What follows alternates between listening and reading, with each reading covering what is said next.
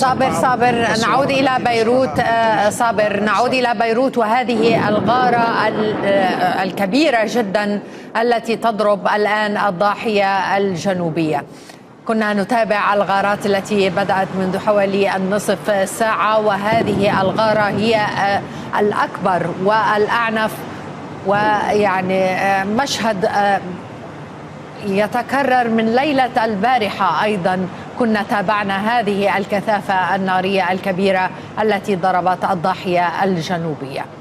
إذن كان الجيش الاحتلال الإسرائيلي يتحدث عن يعني غارات ينوي القيام بها في مواقع في الضاحية الجنوبية، في برج البراجنة ومنطقة الحدث.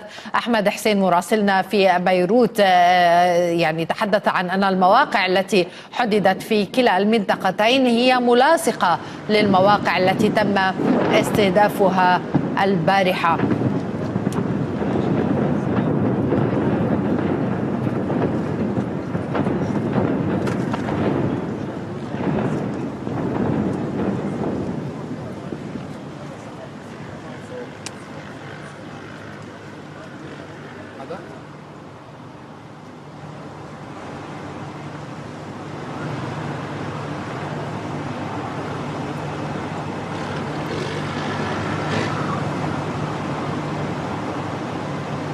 إذن على ما يبدو مشاهدينا تزداد وطأة الغارات الإسرائيلية على الضاحية الجنوبية.